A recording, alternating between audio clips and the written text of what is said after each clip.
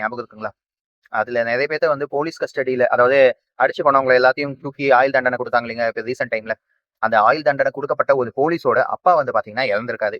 இப்ப வந்து ஒரு 1 ஆர் 2 டேஸ் பிஃபோர் இறந்திருக்காங்க. அதுக்கு வந்து இவங்க வந்து ஈம சடங்கெல்லாம் பண்ணணும். எங்களுக்கு பெயில் வேணும்னு கேட்டதுக்கு, கிட்டத்தட்ட 16 நாள் வந்து கேட்டிருக்காங்க பெயில். 14 நாள் எனக்கு பெயில் குடுங்க.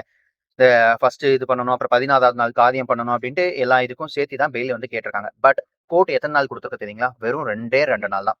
இதுல இருந்து உங்களுக்கு நல்ல ஒரு விஷயத்த நல்லா தெரிஞ்சுக்கோங்க. நீங்க என்னதான் எவ்ளோ ஆட்டம் ஆடுனாலும், உள்ள போனீங்க அப்டின்னா, நீங்க ஒரு அக்யூஸ்ட் தான். நீங்க ஒரு போலீஸா இருந்தீங்க. பட் யாரோ ஒரு மேலதிகாரி சொன்னாங்க அப்டின்றதுனால தானே அஜித் குமார போட்டு அடிச்சு சாவடிச்சீங்க.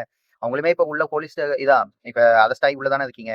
உங்களோட சூழ்நிலை என்ன, உங்களோட நிலைமை என்னன்னு நல்லா புரிஞ்சுக்கோங்க. ஏன்னா, யாரோ ஒருத்தவங்க சொல்றாங்கன்ட்டு நீங்க அசால்ட்டா அடிச்சு கொன்னுட்டு வந்துடுறீங்க. அ ஏன்னா, இந்த மக்கள் நாங்கலாம் வந்து பார்த்தீங்கன்னா, ஒரு சராசரியான ஒரு ஆளு. எங்கள புடிச்சு அடிச்சா ஒரு 4 பேர் வந்து கேள்வி கேட்பாங்கன்னா, யாரும் வந்து கேள்வி கேட்க மாட்டாங்க. ஆனா அடிச்சா கடைசியா பார்த்தீங்கன்னா, இப்போ ஒரு சூழ்நிலை வந்து மாட்டியிருக்கீங்க பார்த்தீங்களா? இப்ப எப்படின்னா, அந்த உள்ள இருக்காருல்ல போலீஸு, அவங்களோட அப்பா என்ன நெனச்சுட்டுருவாரு, அப்பாடா! என் பையன் வந்து போலீஸ் ஆயிட்டான். ஒரு நிம்மதியான வாழ்க்கை. இதுக்கு மேல அவன் நிம்மதியா இருப்பான். நாமளும் நிம்மதியா போய் சேருவோம். அப்படின்னு நெனச்சிருந்திருப்பாரு. ஆனா அதுக்குள்ள ஒரு ஒரு 5, 6 வருஷத்துல வந்து பார்த்தீங்கன்னா, நெறைய மாற்றங்கள் மாறி இருக்கும்.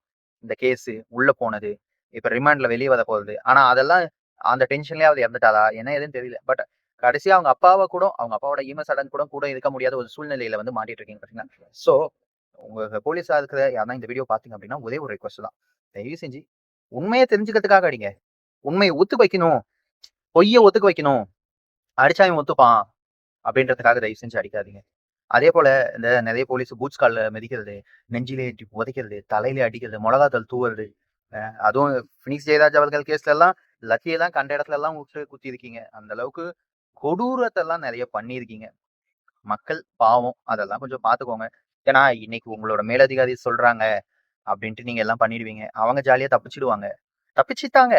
ஆனா நீங்க தானே மாட்டியிருக்கீங்க. நீங்க தானே உள்ள இருக்கீங்க. ஸோ இதெல்லாம் கொஞ்சம் அவாய்ட் பண்ணிக்கோங்க. மக்கள மக்களா பாருங்க. மனுஷனா பாருங்க தயவு செஞ்சு. ஸோ மக்களே, இந்த வீடியோ உங்களுக்கு புடிச்சிருந்ததுன்னா ஒரு 4 பேருக்கு ஷேர் பண்ணுங்க. நம்ம அடுத்த வீடியோல சந்திப்போம். நம்ம எதனா தப்பு செஞ்சிருந்தா நம்மளையும் மன்னிச்சுக்கோங்க.